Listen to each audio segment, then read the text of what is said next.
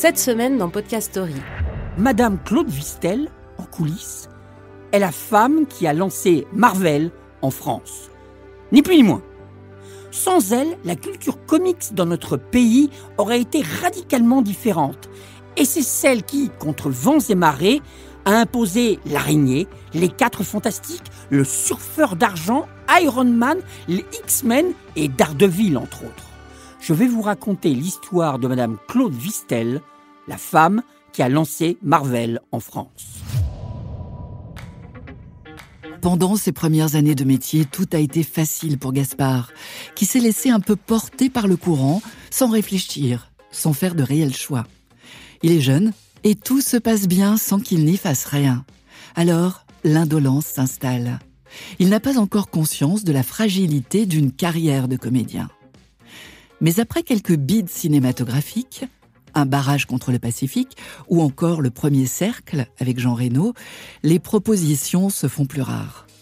Gaspard en profite pour prendre du recul. Aux États-Unis, on ne lui propose que des rôles insignifiants. Ici, un jeune premier, là-bas, un jeune Français. Alors Gaspard revient en France et c'est finalement en 2010, grâce à son contrat d'égérie pour Chanel, qu'il rencontre un monstre du cinéma américain, Martin Scorsese.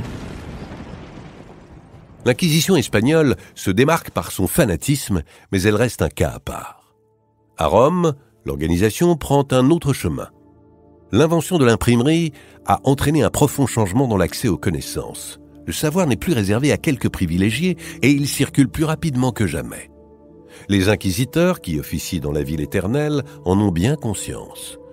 Beaucoup sont de doctes savants qui s'abreuvent de livres et se tiennent informés de l'avancée du monde. Ils en tirent cette conclusion: plus que les hommes, ce qui menace l'Église, ce sont leurs idées. Au lieu de s'en prendre aux individus, il faut court-circuiter le réseau. Naît l'index, une liste régulièrement mise à jour des mauvais ouvrages. Tout écrit qui réfute ou met en doute les évangiles est immédiatement proscrit. Si un catholique est surpris avec un livre banni, il encourt l'excommunication. Le dispositif va se poursuivre jusqu'au milieu du XXe siècle. Descartes, Kant, la totalité des philosophes des Lumières, Balzac, Baudelaire, Victor Hugo, Heidegger, Beauvoir et Sartre sont un tout petit échantillon des auteurs mis à l'index. La chanteuse déchaîne non seulement les foules, mais elle fait littéralement trembler la terre. Les 144 000 fans qui ont assisté à ces 2 concerts au stade Lumen Field de Seattle le 22 juillet 2023 peuvent en témoigner. Des secousses sismiques, équivalentes à un tremblement de terre de magnitude 2,3 sur l'échelle de Richter, ont été enregistrées pendant les chansons Check It Off et Blank Space. Taylor Swift, la femme qui fait trembler le monde. Je m'appelle Alexandre Massé-Dubois. Je me suis fait passer pour schizophrène et j'ai infiltré un hôpital psychiatrique. Donc il n'y a pas d'activité, il y a un ennui absolument profond. Les gens font les 100 pas quand ils sont déjà en état de pouvoir marcher. Il y a une télé qui ne fonctionne pas, il y a un baby-foot sans balle, il y a 4 chaises qui se battent en duel, un fauteuil. Et je pense qu'on peut devenir encore plus fou quand on passe X semaines, X mois, voire plusieurs années dans ce genre de lieu. Selon certains, Trump est un pur sociopathe, ne faisant pas la différence entre le bien et le mal. Et si Donald a hérité de la fortune de son père Fred Trump, ce dernier lui a aussi transmis son autorité naturelle et sa dureté légendaire. Fred était un homme autoritaire, humiliant, ayant l'habitude de punir physiquement ses enfants. Il était distant avec ses filles, mais très présent avec ses fils.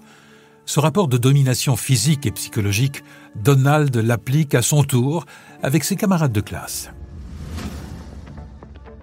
La story de Gaspard Ulliel, la femme qui a lancé Marvel en France, Tremblay, voici l'Inquisition, Taylor Swift, notre copine milliardaire, et Donald Trump, argent, pouvoir et femme. Podcast Story. On a tous une histoire à écouter. Ne manquez aucun épisode de Podcast Story. Abonnez-vous et mettez 5 étoiles sur Podcast Addict, Amazon Music ou Spotify.